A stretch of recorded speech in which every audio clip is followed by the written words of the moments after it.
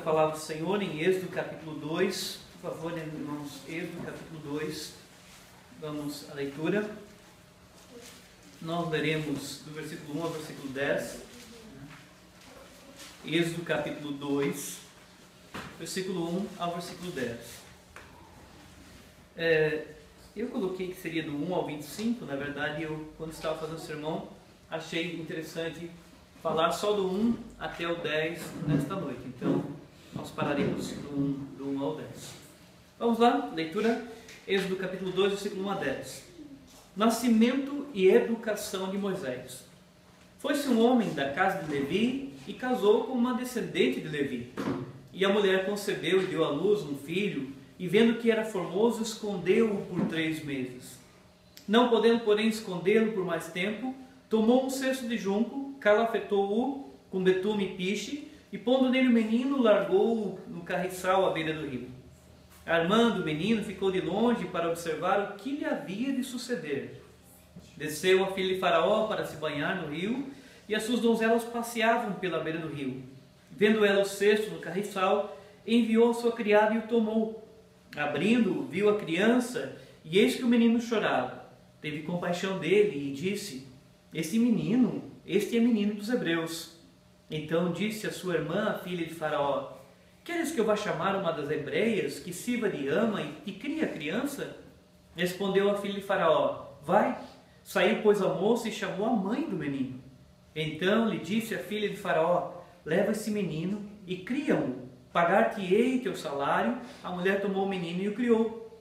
Sendo o menino já grande, ela o trouxe à filha de Faraó, da qual passou a ele a ser filho. Esta lhe chamou Moisés e disse: porque das águas o tirei. Que Deus abençoe, que nós possamos aprender nessa noite, meus irmãos, com a palavra do Senhor. Meus irmãos, talvez uma das páginas mais tristes da história do ser humano tenha sido a chamada Primeira Guerra e a Segunda Guerra Mundial. As guerras mundiais. Primeira e Segunda Guerras Mundiais. E nessas guerras, se você for estudar um pouco, ou se você assistir a alguns filmes, como A Vida é Bela, você vai ver algumas coisas terríveis que aconteceram nessas duas guerras. E é interessante porque, se você for perceber algumas coisas terríveis, uma delas era a separação das famílias. Os judeus eram tomados, não somente os judeus, mas outros povos também, e eles eram levados para os campos de concentração. Mas quando chegava lá, no campo de concentração, eles eram separados.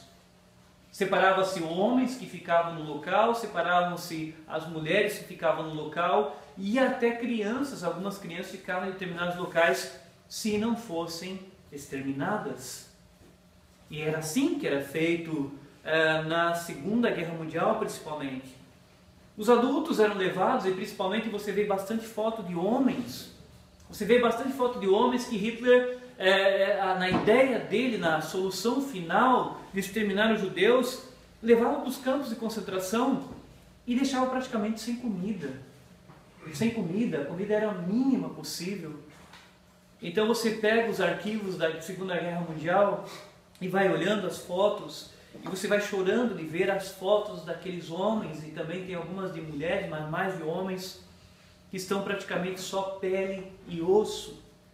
E você olha para o semblante deles e não há nenhuma alegria no semblante deles. E você vai descobrir coisas terríveis, como saber que os botões de alguns casacos dos nazistas eram feitos de ossos de pessoas. Você fica abismado porque algumas mulheres eram cortadas os cabelos e era feita colchão dos cabelos das mulheres. Mas isso não é tão chocante se você não ler um pouquinho sobre o que acontecia com as crianças. Porque imagine os judeus nas suas casas, os alemães começaram a invadir as casas e arrastar famílias inteiras. E a pergunta é: o que eles fizeram com as crianças? O que eles fizeram com os pequeninos? As famílias tinham filhos de 5, 6, 1 ano, 2 anos, 3 meses, 2 meses. O que os nazistas fizeram para com as crianças na Segunda Guerra Mundial? e você vai ficar pasmado com o que aconteceu com as crianças. Eu não vou contar as mais terríveis porque não é o nosso intuito, mas você vai descobrir, por exemplo, quando os alemães fizeram os chamados guetos. O que era um gueto? Era tipo um bairro onde eles não deixavam ninguém sair, e eles prenderam os judeus nos guetos. Os primeiros a morrer nos guetos, lamentavelmente, foram as crianças, porque o Hitler estava buscando uma solução de exterminar os judeus, e você exterminando os judeus, você extermina principalmente pelas crianças, porque não tendo mais crianças, não existe povo adiante. Então você acaba com o povo eliminando as crianças. E ali então, prendendo os judeus nos guetos, os primeiros a sucumbirem eram as crianças, porque a comida faltava, eles não deixavam entrar comida, pouquíssima comida, e os judeus, as crianças começaram a morrer. Outras crianças foram levadas para os campos de concentração e chegavam e já eram mortas, já eram exterminadas. E você tem ainda as experiências médicas que eram pegas crianças, para os alemães fazerem experiências médicas com as crianças. Terríveis, terríveis. E olha que eu não estou falando aqui somente das crianças, não estou falando somente das crianças dos judeus. O que eu estou falando é das crianças dos nazistas também, dos alemães também, porque toda criança nazista que nascia com problema físico, eles exterminavam. Toda criança que eles consideravam fraca, eles exterminavam, porque a ideia do Hitler era fazer uma raça forte, uma raça pura e mais poderosa do que qualquer outra raça, a raça ariana. E quando você olha para Hitler e o nome dele, essa mente diabólica, essas atitudes diabólicas, você pensa assim que isso foi terrível. E você pensa que foi somente Hitler quem fez isso. Mas quando você olha para as Escrituras, você percebe que Hitler não foi o primeiro a ser um governante, a ser um governador cruel, a ser um governante que achava que iria conseguir exterminar os judeus. E olha que interessante, eu estava vendo uma coisa curiosa, os alemães, eles fizeram propaganda antes de começar a exterminar os judeus. E sabe o que eles usavam? O que eles usavam para falar para as pessoas que era preciso exterminar? Eles usavam a figura do rato. E eles comparavam os judeus aos ratos, dizendo que os judeus eram uma praga que tinha se multiplicado tanto, e tinha se multiplicado tanto que estava dentro da Alemanha, tomando os empregos, tomando as coisas deles, e era preciso exterminar aquela raça de rato. A Alemanha produziu filmes, gastou milhões produzindo filmes para mostrar como os judeus eram esses ratos e que eram precisos ser exterminados, para fazer com que as pessoas pensassem que era certo o que eles iriam fazer. Mas a ideia do Hitler era exterminar aquele povo. A mesma ideia de Faraó. A mesma ideia do Faraó no Egito quando o povo está aqui. Observe que nós começamos lendo o capítulo 2, mas vejam o capítulo 1, 22, que nós finalizamos no outro culto. Então ordenou Faraó a todo o seu povo, dizendo: a todos os filhos que nascerem aos hebreus lançareis o Nilo, mas a todas as filhas deixarei viver. Ele vai exterminar. Ele vai exterminar, a ideia dele era exterminar os meninos. Era cortar, porque se não tem menino, não tem descendência, não tem continuidade do povo. E a ideia do faraó era exterminar. E você vê que ele está agindo de uma maneira cruel para com o povo de Deus. Agora, imagine vocês que eu estava lendo o discurso de Estevão em Atos 7, e o Estevão menciona essa parte da história na pregação que ele faz, e ele diz assim que os judeus, os nossos pais foram torturados para enjeitar os seus próprios filhos. E ele dá uma ideia do que o faraó estava fazendo, torturando, colocando os judeus debaixo de tortura para que eles enjeitassem os seus filhos e pegassem os seus filhos e entregassem para a morte.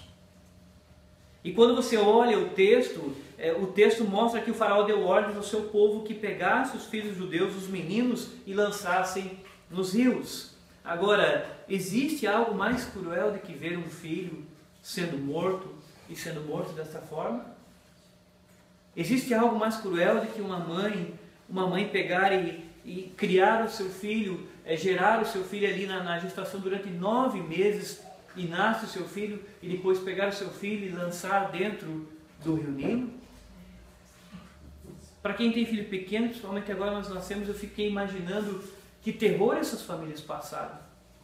passaram nas mãos desse homem que achou que com o seu poder, porque era o faraó, era o homem mais poderoso da terra, poderia mandar e, como diz o ditado, desmandar. Mas quando isso acontece, o que nós fazemos, meus irmãos? Nós perguntamos: onde é que está Deus nesse momento?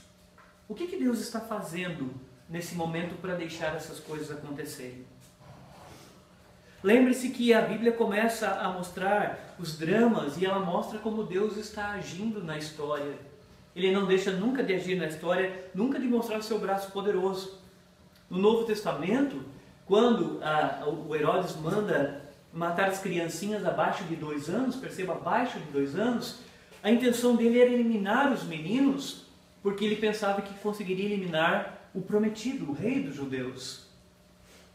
E o curioso é que Mateus registra que diz assim, que ouviu-se o lamento, pranto em Ramá, era Raquel chorando pelos seus filhos.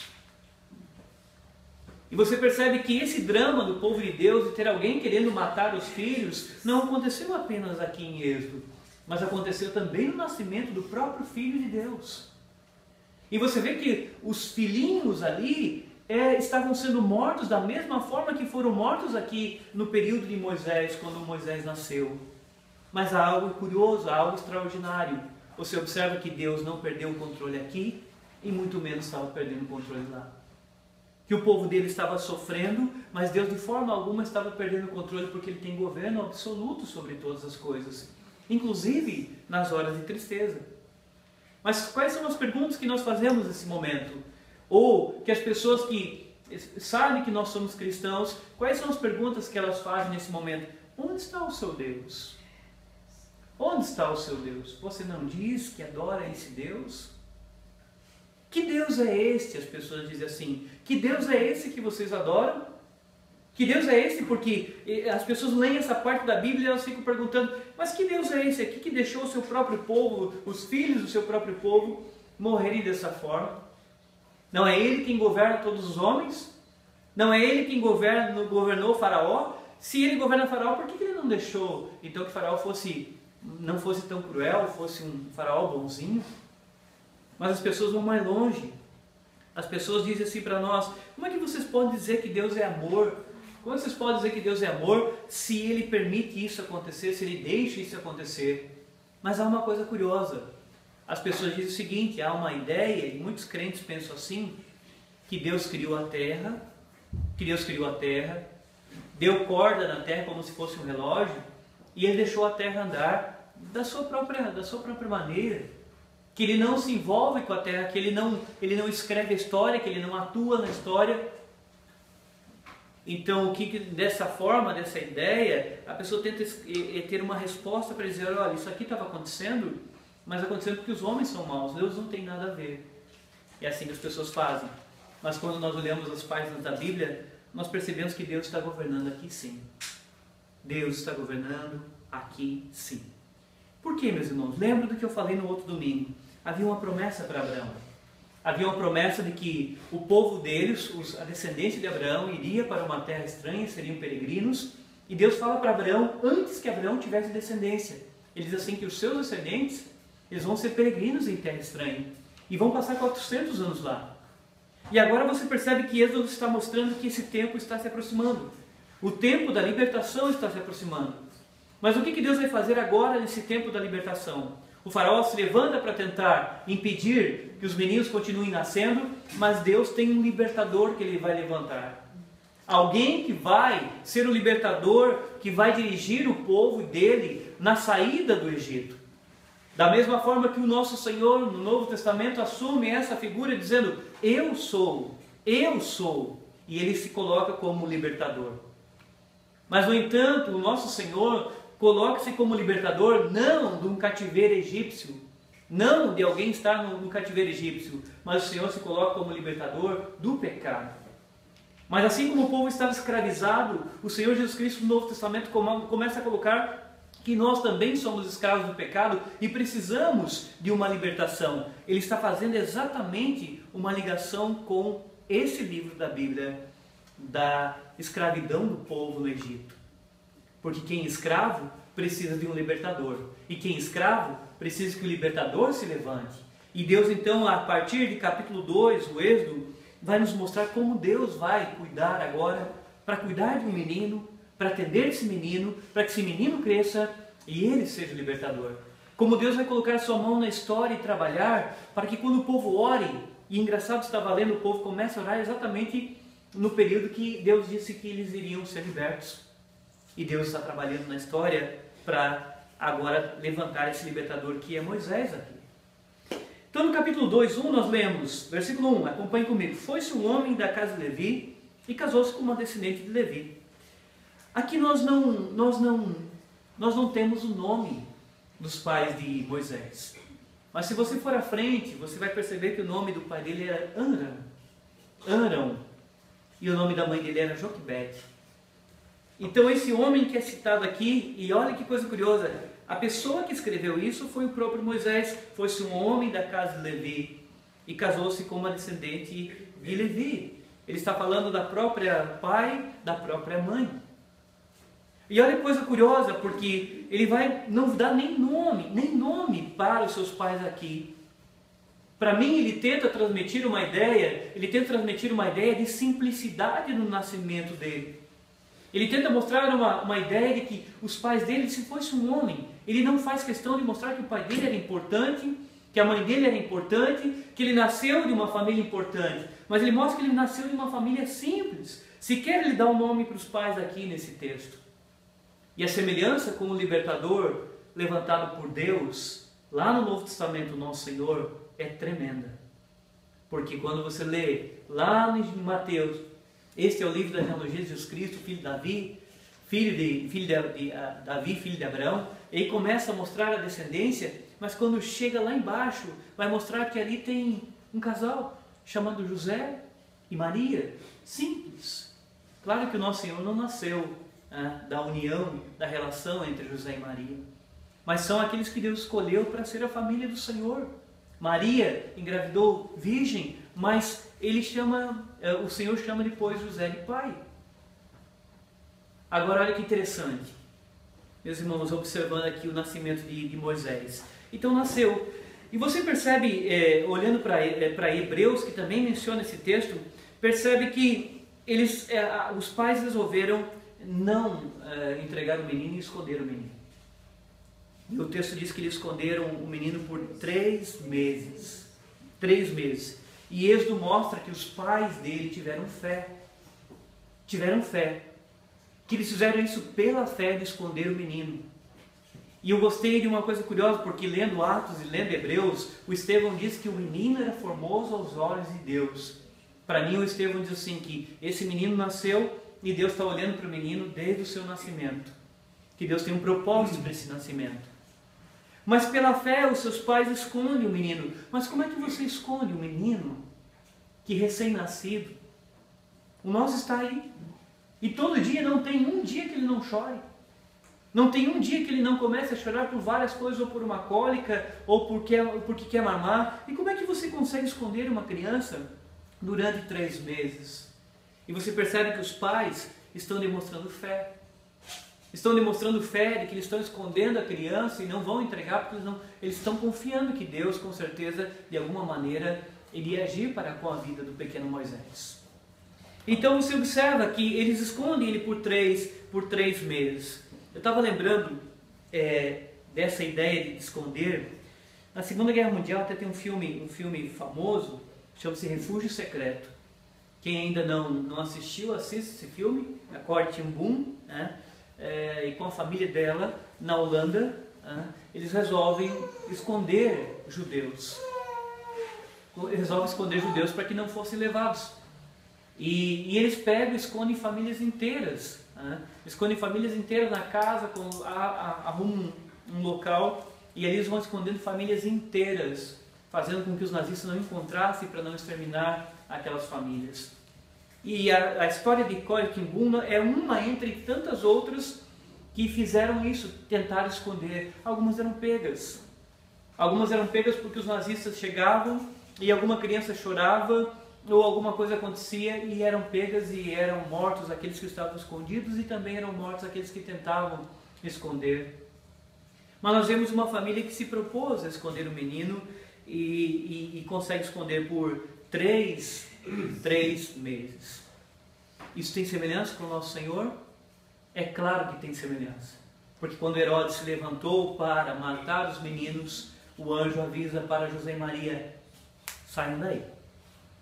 E eles vão para o Egito e ficam escondidos por 2 anos. Ficam refugiados no Egito por 2 anos. E só voltam novamente para as terras das quais eles saíram, só voltam depois de 2 anos, depois que o Senhor avisou. Da mesma forma que o libertador em Êxodo, Moisés, é escondido, da mesma forma o Senhor também é escondido, para que um homem maligno não consiga matá-lo. E você percebe que Deus estava aqui dirigindo para que o menino não morresse, e Deus estava dirigindo para que seu próprio filho não morresse, mas só morresse na hora certa, planejada por Deus na eternidade. Mas a semelhança é muito grande. Agora, que coisa curiosa, eu fiquei imaginando o terror da Joquebede, da mãe dele. E depois de 3 meses, o que ela faz? Ela pega então o menino e ela não o entrega, porque olha que coisa curiosa, a ordem que o pai dele, o faraó deu, era que deveriam pegar os meninos, o povo dele deveria pegar os meninos, os hebreus, e lançar no Nilo. Olha que coisa curiosa, mas a mãe dele não fez isso. Ela não entregou o seu menino, escondeu o seu menino, e depois de 3 meses ela foi, pegou um cestinho, como diz o texto, calafetou, fechou os buraquinhos para que não entrasse água, e colocou o menino ali dentro do cestinho e largou no carriçal do rio. E o texto nos mostra que quem fica observando é a irmã dele, é Miriam. Mas a mãe, o texto não diz. E eu fiquei imaginando o horror que Joquebede passou no momento em que ela solta o seu filho. Como ela deve ter voltado para casa naquele dia e largar o pequeno Moisés no carriçal do rio. Porque só uma mãe que tem o seu filhinho, que ama muito, e você vê que ela cuidou por 3 meses, não conseguiu mais guardá-lo, não conseguiu mais segurá-lo, não conseguiu mais ali livrá-lo, e agora ela tem que fazer alguma coisa, mas ela não entrega ele para a morte, ela solta ele. Mas eu fiquei imaginando que com certeza Joquebede deve ter confiado de que se ela conseguiu até os 3 meses esconder o seu menino, Deus daria uma maneira, Deus daria um jeito para que o seu filho pudesse ser ali cuidado e encontrado. Até alguns acham que ela sabia que a filha do faraó tomava banho próximo dali, e ela larga próximo da onde o filho do faraó está tomando banho. Agora tem uma coisa curiosa, e aqui que eu quero chamar a atenção, porque para nós caminharmos o sermão, é interessante como o homem ele assume muitas vezes a posição de Deus, ou como o faraó, que ele acha que é o Todo-Poderoso. E é interessante porque esse homem que se acha Todo-Poderoso, que manda matar, ele não conhecia Deus. E se nós olharmos o Salmo 2, eu lembrei do Salmo 2, o que o Salmo 2 diz a respeito do que Deus faz. Olha o que o Salmo 2 diz. Eu vou ler aqui para os irmãos, se vocês quiserem abrir. É um texto extraordinário. Salmo 2, versículo 1 e versículo 1, 2 e 3. 1, 2, 3 e 4. Diz assim: Por que se enfurecem os gentios e os povos imaginam coisas vãs? Agora olha que coisa curiosa.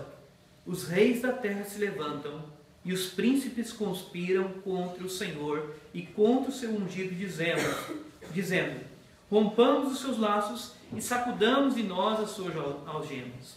Olha o versículo 4 que diz: ri-se aquele que habita nos céus, o Senhor zomba deles.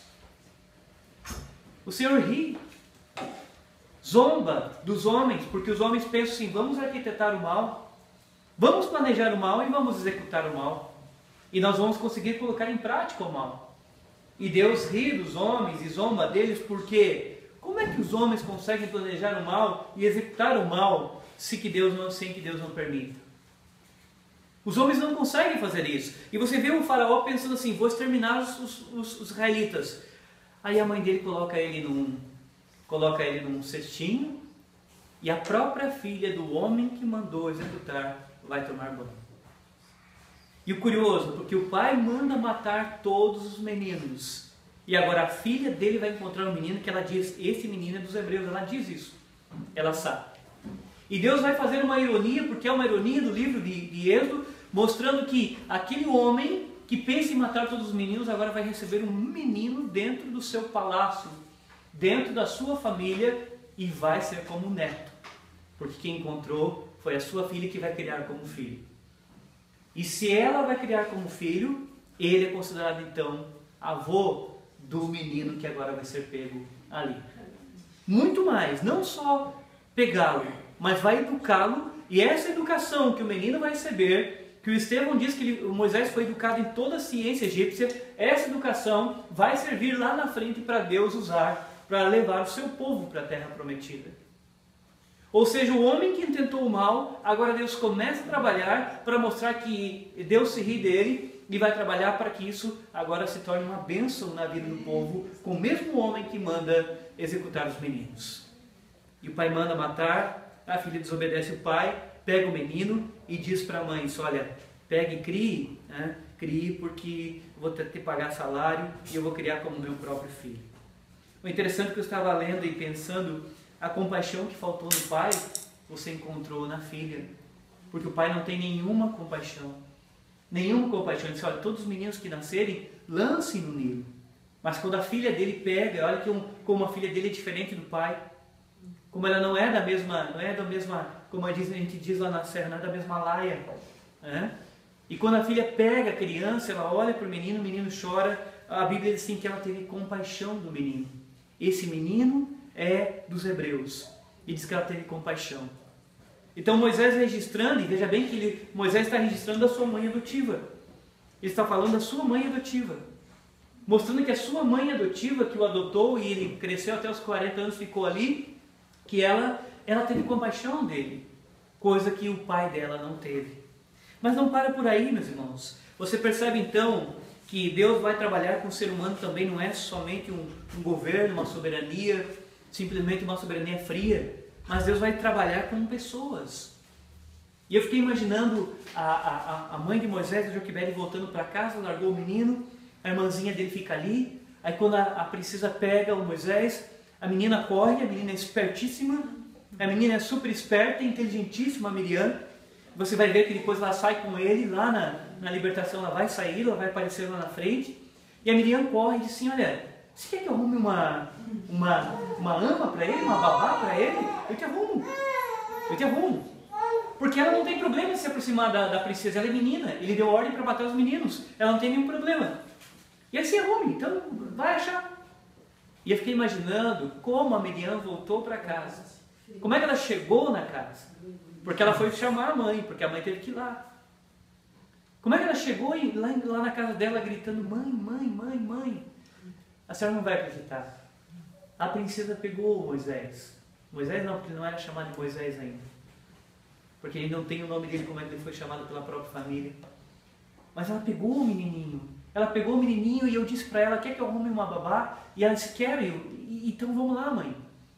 E eu fiquei imaginando como Deus transformou a tristeza daquela mãe de ter largado seu filho no carriçal do rio ali, pensando que talvez pudesse nunca mais ver o seu filho, mas como ele se alegrou em Deus e como naquele dia ela teve uma gratidão enorme a Deus e ao Senhor.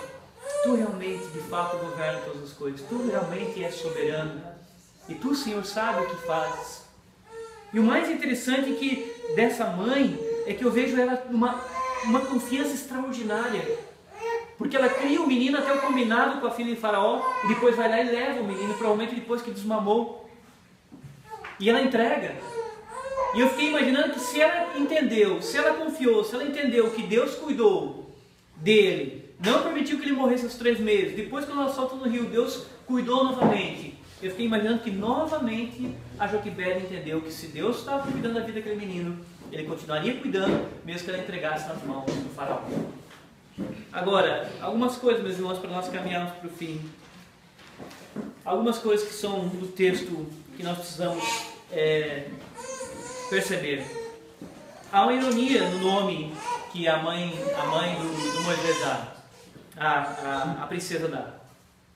Porque quando ela pega o menino, ela diz que vai chamar ele de Moisés, está no versículo 10. Sendo o menino já grande, ela trouxe a filha de Faraó, da qual passou ele a ser filho. Esta lhe chamou Moisés e disse: porque das águas o tirei. E o nome Moisés passa a ser um nome que é uma ironia de Deus para esse momento. Por quê? Preste atenção. O faraó disse: todos os meninos que nascerem, lancem nas águas. E agora o nome do libertador vai se chamar Moisés. Vai dizer assim, o nome dele toda vez que for falado vai ser: tirei das águas. Mas quem tirou da água? A filha do faraó. Então todas as vezes que alguém falava o nome Moisés, era uma ironia de que Deus, através daquele homem tirado das águas, pela filha do próprio faraó que mandou, foi aquele homem que Deus levantou para ser o libertador do seu povo. Aquele povo que o faraó quis exterminar, Deus usou esse menino, cuidando desse menino, com o nome de Moisés, para salvar. E o nome dele, vocês podem perceber que é um nome egípcio. Os nomes egípcios vêm com a terminação Ses.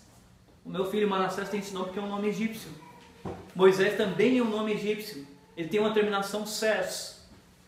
Tirei das águas, esse foi tirado das águas. E isso é impressionante como ele tem a ligação com o Senhor Jesus Cristo. Até nisso, você percebe que Deus usou um tipo, Moisés é um tipo de Cristo, até nisso você percebe o Senhor Jesus Cristo. Por quê? Quando foram crucificar o nosso Senhor, alguns acham que vão colocar um nome sobre a cruz e esse nome vai ser um nome de zombaria. E eles vão lá e pegam e colocam o nome de Jesus. Jesus Nazareno, o Rei dos Judeus. O interessante é que Jesus, esse nome que é colocado sobre a cruz de Cristo, é o nome a qual Deus escolheu que ele trouxesse salvação. Jesus significa salvação. E eles estavam pensando que matando ele, estariam exterminando o nosso Senhor. Mas no plano de Deus, o nome que Jesus tem, o nome que é ironizado na cruz, zombado na cruz, é o nome que Deus escolheu para que fôssemos salvos.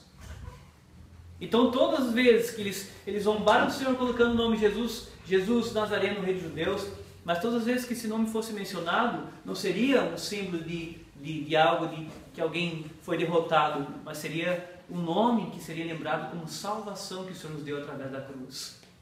E eu penso que Deus também usou da mesma ironia com o próprio nome do seu Filho, que alguns achavam que iriam exterminá-lo, mas pelo contrário ele ressuscitou e nos traz salvação através do seu nome. Meus irmãos, o que mais nós vemos? Apesar do terror dos pais, apesar do terror do povo, nós percebemos que Deus está trabalhando com o seu povo. Deus está trabalhando com o seu povo. Está trabalhando na vida das pessoas. E muito mais, não podemos esquecer uma coisa muito importante. Havia uma promessa feita a Abraão, que o seu povo ficaria 400 anos na escravidão. Mas o nascimento de Moisés, ele coincide exatamente com essa chegada desse tempo. Então preste atenção, aqui nós cremos, é uma doutrina da igreja presbiteriana, nós não cremos que Deus decreta apenas a salvação. Preste atenção, nós não cremos que Deus decreta apenas a salvação de uma pessoa. Nós cremos que no decreto de Deus na eternidade, Deus planejou todas as coisas.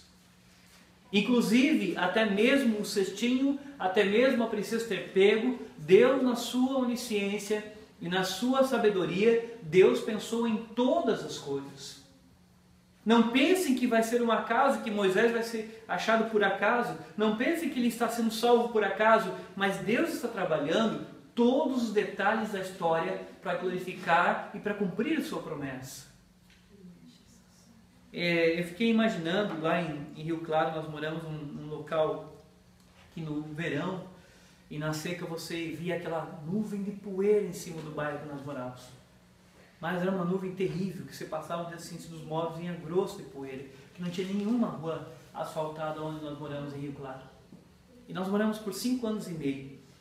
Mas o incrível é que naquela nuvem de poeira, todas as partículas pequenas de poeira, por incrível que pareça, a Bíblia menciona, a Bíblia dá a ideia, ela lança a ideia de que nenhuma delas pode voar sem o consentimento de Deus, sem o governo de Deus. Da mais minúscula partícula de pó até o homem mais poderoso da terra, Deus tem o seu governo absoluto sobre eles. E eles não podem fazer nada que Deus não tenha planejado. Eles não podem executar nada que eles não tenham planejado. Você sabe como é que isso vai acontecer lá no Novo Testamento?